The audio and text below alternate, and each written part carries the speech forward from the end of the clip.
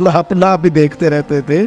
घर चाहे ना देखना बुरी बात नहीं, लेकिन सिर्फ अपना आप ही देखते रहना और हर वक्त देखते रहना, खुदा मुझे ऐसी खुदाई ना दे कि अपने सिवा कुछ दिखाई ना दे। ये भी कोई इतना ठीक मसला नहीं। आप गौर फरमाए, क्या अर्ज करना चाहता हूं आपकी खिदमत में मेरे अजीज। एक तो अगर मैं बड़ी समझदारी से और बड़े गौर से और बड़ी तवज्जो से आपको ये बात समझाना चाहता हूं कि अगर हुजूर से प्यार करोगे ना, तो ये जितनी दौलतों की और शोहरतों की मोहब्बत दिल में आती है, ये खुद ब खुद निकल जाएगी, खुद ब खुद निकल जाएगी, आसानी हो जाएगी, जीना आसान हो जाए। दूसरी बात आपकी खिदमत में अर्ज करूं, हम ना ताज़ा दम नहीं रहते, हम परेशान रहते हैं, हम बोर होते हैं, हमारी तबीयतें बाज़ोकात जल्दबाजी करती हैं, हम बाज़ोकात उलझ जाते हैं, करार तलाश करते हैं। उस करार को तलाश करने के लिए फिर बाज़ लोग उल्टी सीधी मूवीज़ देखते हैं। बाज़ लोगों का ख्याल है कि शायद मैं कोई लतीफ़ा सुनूंगा तो मामला ठीक हो, फिर उसका नतीजा भी निकला है लतीफ़े सुनने का। अब लतीफ़े सुनाना भी इतना बड़ा काम हो गया है कि मौलवी है पगड़ी दाढ़ी वाला, लेकिन उसके नाम के नीचे लिखा फ़नी मौलवी। खुदा के बंदे, ये संजीदा स्टेज है, दीनदार लोगों का करने का काम है, आप क्या कर रहे हैं? मौलवी भी फनी होता है, 6 मानादार है कि हमारा मिजाज था हर चीज शुगल मेला, हर चीज हंसना उलझना। मेरे अजीज, हम चूंकि सुकून चाहते थे, कुछ ने इधर उधर की मूवी देख ली, कुछ ने हंस लिया, कुछ सैर को चले गए, कुछ का ख्याल था खाने खा लेंगे तो सुकून आ जाएगा। याद रखना, इन चीज़ों में सुकून नहीं है, इनमें तो आप उलझते जाएंगे। मजीद तो सुकून कहाँ है, करार कहाँ है? आप कभी सहाबा की जिंदगियां देखें ना, हालात जिस तरह के भी थे ना, उनको जो सुकून मिलता था वो रुखे मुस्तफ़ा से मिलता था। उनकी तबीयत पूरी लग गई थी कि हुजूर अलैहिस्सलाम की जो यादें हैं वो दिल को ताज़ा करती। उनका ख्याल था कि बाहर अगर किसी चीज़ का नाम है तो वो जिक्र मुस्तफ़ा है, याद मुस्तफ़ा है और दीदार मुस्तफ़ा है। आला हजरत मुफ्ती हैं, फतवा देते हैं। आला हजरत मुफस्सिर कुरान है, कंजुल ईमान बजाते खुद एक तफसीर है, तर्जुमा ही तफसीरी है। आला हजरत मुहद्दिस हैं, वो जब अहादीस मुबारका का हवाला देते हैं तो यूँ लगता है कि जैसे बड़ी गहरी नज़र है इनकी, रावियाने हदीस पर भी, उसूल पर भी, और हाफजा भी मजबूत है हिफ्ज़े हदीस के लिहाज। सारी चीज़ें उनके पास थी, लेकिन वो पता क्या कहते थे? कहते थे ये जो मेरा दिल चमकदार है ना, और ये जो मेरी तबीयत हल्की फुल्की है, उसकी वजह ये है कि उनकी महक ने दिल के गुंचे खिला दिए। ये मैं नहीं आपको तकरीर सुना रहा, मैं तो जज्बात का इजहार कर रहा हूं। उनकी महक ने दिल के गुंचे खिला दिए हैं। तो क्यों गुंचे खिला दिए? कहते मेरे नबी का कमाल ये है कि वो जिस राह चल दिए हैं कूचे बसा दिए। वो जिस राह भी चल दिए हैं कूचे, हुजूर पर थोड़ा गुजर जाए तो काम हो जाता है। करार, सुकून, सारे दुख मिट जाएंगे अगर दिल हुजूर से लगा लोगे। अगर मुहब्बतों का मरकज रसूल पाक को बना लोगे। आप देखें ओहद के मैदान के अंदर काफिर ने एक बड़ी अजीब साजिश की मुसलमानों को परेशान करने के लिए। और तक भाई आप लोगों की वजह से अगर इतने लोग तकलीफ में हैं तो आपको समझ जल्दी से बैठ जाए जी, जल्दी से जी, फैसला करने में इतनी देर, अल्लाह आपको सलामत रखे, बैठ जाए जी। अब आप खड़े हैं जनाब, आप भी बैठ जाए, अल्लाह आपको बरकत अता फरमाए। अच्छा, एक बंदा महफिल में खड़ा हो जाता है मोबाइल लेके, अल्लाह उन्हें समझना चाहिए कि बाकी सारे कुल भी है मोबाइल। खुदा के बंदे, आपकी वजह से इतने लोग पीछे अगर परेशान है तो आपको समझना चाहिए उस चीज़ को। अल्लाह ताला आप सबको हंसता और मुस्कुराता रखे। नबी पाक की ज़ात से जब आपकी कामिल वाबस्तगी हो जाएगी ना, तो हुजूर की ज़ाते वाला का प्यार, और प्यार लारों वाला नहीं होना चाहिए, खाली जल से महफिल में और माए का हाथ में आया तो इश्क का दावा तगड़ा, खाली इस तरह नहीं। तन्हाई में भी तू रोए हुजूर की बारगाह।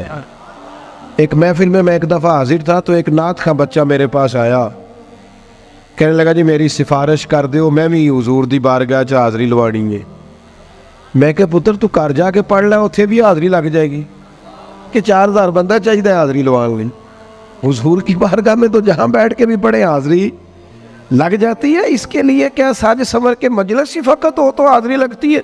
ये भी आला हाज़री है, पर वो तो वल्लाह वो सुन लेंगे और फरियाद को पहुँचेंगे हम।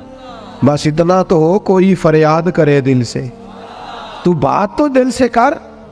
आपकी जब कामिल वाबस्तगी हुजूर से हो जाएगी ना, तो ये गुर्बतों का डर, ये परेशानियां, ये आजमाइशें, एक जगह रोना नहीं रोया हजरत बिलाल ने कभी अपनी गरीबी का, एक जगह परेशान नहीं हुए कभी हजरत सलमान फारसी के मैं परदेसी हूँ, एक जगह भी कभी जनाब सुहैबी रूमी को तकलीफ नहीं हुई। क्यों भला? इसलिए कि हुजूर की मोहब्बत ऐसी दवा है जो हर बीमारी से शिफा अता कर देती। ओहद के मैदान में काफिरों ने एक चाल चली थी।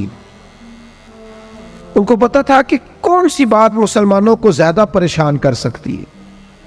उन्होंने एक अफवाह फैला दी थी कि माज़अल्लाह हुजूर को शहीद कर दिया गया।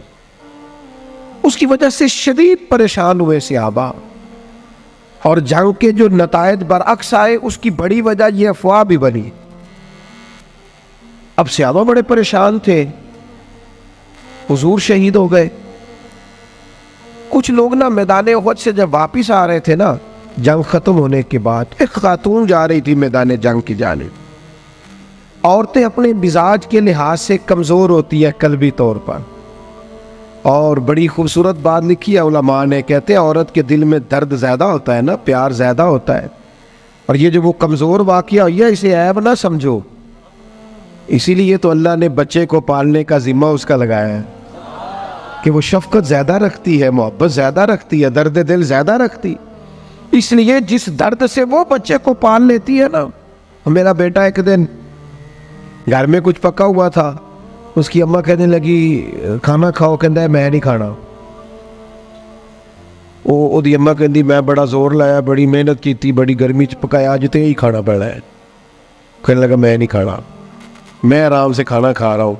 अब वो माँ बेटा बहस कर रहे हैं। थोड़ी देर गुजर गई तो मैनू कहती तुसी क्यों नहीं बोलते? मैं क्या मैनू पता है किन्ने जितना है, थोड़ी देर बाद खलो जाओ, मैनू पता है किन्ने जितना है। वो बच्चा उठ के अंदर चला गया, कहने लगा मैं नहीं खाता, तुसी खाओ। वो फिर 5 मिनट लगे तो वो पकाना शुरू करता जो बच्चा कह रहे थे। तो मैं क्या मैंने तो पता है ना नतीजा की है, तो इस बहस में जाने की ज़रूरत है। इसलिए कि माँ औलाद के सामने हमेशा ही हार जाती है। वो औलाद के सामने जीत सकती, वो नहीं जीत सकती ना। शफकत ऐसी है। औरतें मिजाज के लिहाज से अल्लाह ताला ने नरमी दी होती, इसको ऐब ना जाना जाए, ये अल्लाह ताला ने उन्हें वदीयत की है चीज़। तो खातून जा रही है मैदान उहद की जानिब, वहां से सहाबा आ रहे। तो खातून पूछती है सहाबा से हुजूर का क्या हाल है? तो एक सहाबी अपने लहजे में गोया कहने लगे खबर मुश्किल है, पर तुझे सुनानी भी ज़रूरी है। इस जंग में तेरे भाई का इंतकाल हो गया है। बहन के लिए इससे बड़ी भी कोई खबर होगी कि भाई का इंतकाल हो गया? वो खातून ने ये खबर सुनी, इन्ना लिल्लाहि व इन्ना इलैहि राजिऊन पढ़ा, आगे गुजर गई। अगले सहाबी से जाके पूछती है हुजूर का क्या हाल है, और बेचैन है, दौड़ी जा रही। ये मेरी बात को समझे आप। किसी एक जगह जब आपकी मोहब्बत का गलबा होता है तो फिर बाज गम लगते ही नहीं। आपकी कैफियत ही और होती है जिंदगी गुजारने में। आगे बढ़ी, एक और सहाबी मिले, उनसे पूछती है हुजूर का क्या हाल है? तो कहने लगे मेरे पास तेरे लिए एक बड़ी सख्त खबर है, तेरे शौहर का इंतकाल हो गया। उसने थोड़ी देर के लिए खामोशी इख्तियार की, अल्लाह की रज़ा पे राज़ी रहने के कलिमात अदा की और आगे बढ़ी। एक और शख्स से सवाल, ये ज़रा सोचते जाना, ये खबरें अगर अचानक मिले, भाई चला गया है, बाप चला गया है, इसको सोचना, अपने ऊपर तारी करना, खुदा ना करे ऐसा हो। पर जब खबर मिले तो कैफियत क्या होती है। वो खातून आगे बढ़ी तो एक शख्स और मिला, पूछती है ज़रा बताओ ना हुजूर का क्या हाल है? तो कहने लगे मेरे पास तेरे लिए खबर है कि तेरे वालिद भी इस जंग में शहीद हो गए। बेटियों का तो मेका ही बाप से होता है, माँ से होता है। वालिद चले गए, थोड़ी देर के लिए गर्दन झुकी, कलिमात अदा की,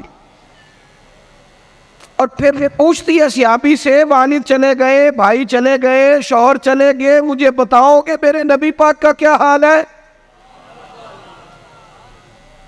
तो सियाबी कहने लगे, अल्हम्दुलिल्लाह मैं ज़ियारत करके आया हूँ, रसूल पाक बिल्कुल ठीक है।